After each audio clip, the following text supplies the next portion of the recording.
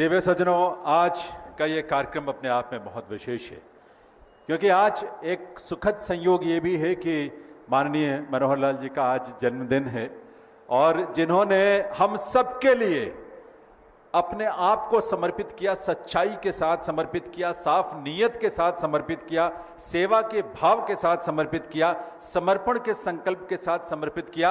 आज ये समय है कि हम ऋण हो उस ऋण से जो उनका ऋण हम सबके ऊपर है, और इसीलिए आज हम सबको ये संकल्प लेना है कि वे जहां भी हो, जिस रूप में भी होंगे, हमारा मत, हमारा समर्थन, हमारा साथ, हमारा स्नेह, हमारी आशीष और शुभकामनाएं सब मनोहर लाल जी के साथ रहेंगी। एक बार जोरदार तालियों के साथ आइए मैं उनसे निवेदन करूं कि इस अवसर पर वे अपना आशीर्वचन हम सबको दें, अपना संबोधन हम सबके सामने रखकर हम सबको कृतार्थ करें। आदरणीय श्री मनोहर लाल जी।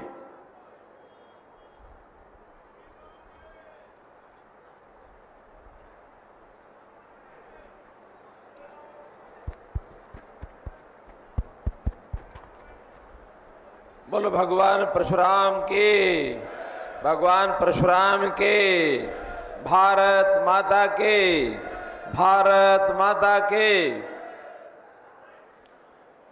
मंच पर विराजमान हरियाणा प्रदेश के हमारे पूर्व मंत्री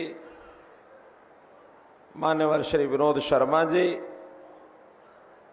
हमारे यहाँ के वर्तमान सांसद श्री संजय भाटिया जी, हमारे सांसद राज्यसभा भाई श्री कार्तिकेय शर्मा जी, राज्यसभा के पूर्व सांसद आदरणीय श्री डीपी वत्स जी, घरोंडा के विधायक मान्यवर श्री हरेंद्र कल्याण जी, पूर्व विधायक पंडित जिलेराम शर्मा जी, चेयरपर्सन हमारी नगर निगम अम्बाला श्रीमती शक्ति रानी शर्मा जी, पंडित हरिराम दीक्षित जी, पद्म श्री अवार्डी श्री महावीर गुड्डू जी, पहलवान योगेश्वर दत्त शर्मा जी, प्रधान ब्राह्मण सभा श्री अशोक शर्मा जी, श्री पंडित उमेश शर्मा जी, श्री सतीश शर्मा जी, प्रधान ब्राह्मण सभा पानीपत, हमारे बहुत ही प्यारे लोक कलाकार भाई मासूम शर्मा जी, प्रधान बनभोरी देवी मंदिर श्री सुरेंद्र शर्मा जी, श्री सुशील कौशिक जी मंगाली से, डॉक्टर जयपाल शर्मा जी, प्राचार्य गौड़ संस्था पैरावर, और मेरी समस्त ब्राह्मण सदारी, पत्रकार, छायाकार मित्रों, कलाकार बंधुओं, मित्रों, आज बड़ी संख्या में अपने समाज ने आकर के और जिस प्रकार मेरा उत्साह बढ़ाया है, संयोग से आज मेरा जन्मदिन है। साल में एक बार जन्मदिन तो सबका ही आता है, तो 5 मई को आप सबने आकर जिस प्रकार से मुझे आशीर्वाद दिया, शुभकामनाएं दी, निश्चित रूप से मेरी भी ताकत, साहस और उत्साह बढ़ा है। मैं और नए उत्साह के साथ अपने समाज का, अपने देश का, अपने इस परिवार का मन लगाकर पूरी सेवा करने का संकल्प लेता हूं, और आपकी जो अपेक्षा है उसके ऊपर मैं पूरा उतरूंगा। मैं कहीं भी आपको निराश नहीं करूंगा। भाइयों बहनों, संयोग से जैसा पता है कि अभी चुनाव का ये कुंभ, चुनाव का ये महापर्व, लोकतंत्र का चुनाव, दुनिया का सबसे बड़ा पर्व ये भारत देश में चल रहा है। इस देश की संसद 542 सदस्यों से बनती है, उसमें से हरियाणा के अपने 10 सांसद जाने वाले हैं लोकसभा में, और एक अपनी जो करनाल लोकसभा है जिसके अंदर पार्टी ने मुझे और उस उम्मीदवार के रूप में मैं यहाँ भेजा है। मैं सबसे पहले तो इतना स्पष्ट करना चाहता हूँ कि जब भी कभी पहले सभाएं हुई हैं उसमें मुझे कभी मुख्यमंत्री इस नाते से आपके पास आया हूँ तो हर बार कुछ ना कुछ अपेक्षा होती रही है और कुछ हमेशा लेके आया हूँ, चाहे घोषणा करनी हो, चाहे उद्घाटन करना हो, शिलान्यास करना हो।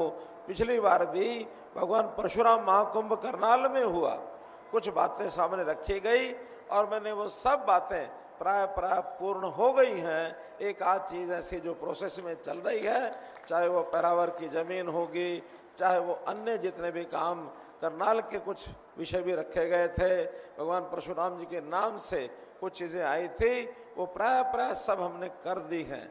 लेकिन भाइयों बहनों, आज मैं एक प्रकार से देने के लिए तो नहीं कुछ आया हूँ, हाँ कुछ लेने के लिए जरूर खड़ा हूँ। आज आपसे कुछ लेने की बात करूँगा, कुछ मांगने की बात करूँगा। आज कोई मुझे मुख्यमंत्री कहते हैं, कोई पूर्व मुख्यमंत्री कहते हैं, कोई अभूतपूर्व मुख्यमंत्री कहते हैं। मित्रों, भाइयों बहनों, मैं तो सिर्फ मनोहर लाल, आपका भाई मनोहर लाल, हमेशा आपके साथ खड़ा रहूँगा, कोई जिम्मेवारी हो चाहे ना हो।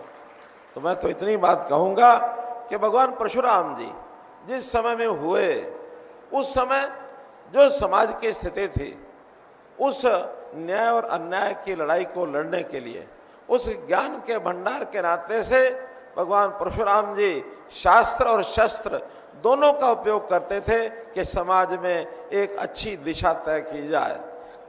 ऐसा विष्णु पुराण में आता है कि भगवान परशुराम जी का बचपन का नाम राम था। राम था, ऐसा कहते हैं। भगवान शिव ने उनको एक फरसा दिया, फरसा यानी परसु उसको कहते हैं, परसा भेंट किया और अन्यायी शक्तियां, राक्षसी शक्तियां उनके साथ लड़ाई करके उनको समाप्त करने का वरदान दिया। तब से उनका नाम परशुराम हो गया। भाई बहनों, तब से उनका नाम भगवान परशुराम हुआ। तो आज भी जैसे न्याय अन्याय की लड़ाई उस समय थी, आज भी वही लड़ाई है। महाभारत काल में भी वही लड़ाई थी। एक तरफ कौरव थे, एक तरफ पांडव थे। भले वो रिश्तेदार थे, लेकिन रिश्तेदारों में भी भगवान कृष्ण ने ये कहा न्याय का पक्ष लेना है, हमने पांडवों की विजय करानी है। ये संकल्प भगवान कृष्ण ने लिया, वही संकल्प आज हमको लेना है। आज देश में दो धाराएं चल रही हैं। एक धारा समाज के अंदर अच्छे काम कर रही है, इस देश को जोड़ रही है।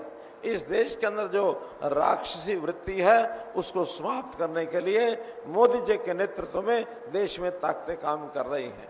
कांग्रेस ने पिछले इतने सालों में देश में बहुत ऐसे कांटे बोए, चाहे कश्मीर की समस्या खड़ी की, पंजाब की समस्या खड़ी की, नॉर्थ ईस्ट में नागालैंड है, मणिपुर है, मेघालय है, आसाम है, उसको देश से अलग होने के लिए हमेशा वो प्रेरित करते रहे। नक्सलवाद बिहार से लेकर के और नीचे तमिलनाडु केरल तक देश के दो हिस्से करने का एक षड्यंत्र चलता था। मोदी जी ने आने के बाद सब कुछ समाप्त किया। मित्रों, भाइयों बहनों, सब समाप्त किया। उन्होंने तो आज देश को जोड़ा है। नक्सलवादियों ने अपने जो शस्त्र हैं वो आत्मसमर्पण कर दिए हैं। नॉर्थ ईस्ट के सब प्रदेश राष्ट्रभक्ति, राष्ट्रवाद को लेकर के और देश की मुख्य धारा में आ गए हैं। कश्मीर की 370 खत्म करने के बाद आज कश्मीर वैसा ही प्रदेश है जैसा प्रदेश आज हमारा हरियाणा है, उत्तर प्रदेश है, मध्य प्रदेश है, राजस्थान, गुजरात है। ऐसा ही प्रदेश जम्मू कश्मीर भी है। आज जम्मू कश्मीर से वो जो कश्मीरी पंडित वहाँ से पलायन करके आना पड़ा था, आज वहाँ की जनता सुखी है, किसी को भी वहाँ से पलायन करने की जरूरत नहीं है। मित्रों, भाइयों बहनों, तो इसलिए आज एक न्याय प्रिय सरकार, एक परोपकारी सरकार, इसकी नींव मोदी जी ने डाली। हमने हरियाणा में भी उन्हीं के पद चिन्हों पर चलकर आगे काम किए। मोदी जी गरीबों के भले के लिए सब कुछ गरीबों पर न्यौछावर करने के लिए तैयार हैं। वो कहते हैं कि देश के संपत्ति पर, देश के पैसे पर पहला अधिकार किसी का है तो वो है गरीब का, वो गरीब का। जबकि पहले जो कांग्रेस की सरकारें हमेशा कहती थी, उनके तो प्रधानमंत्री मनमोहन सिंह जी ने रिकॉर्ड पर कहा है कि देश की संपत्ति पर पहला अधिकार अल्पसंख्यकों का है। मित्रों, यहाँ अल्पसंख्यक धर्म के आधार पर अल्पसंख्यक होते हैं।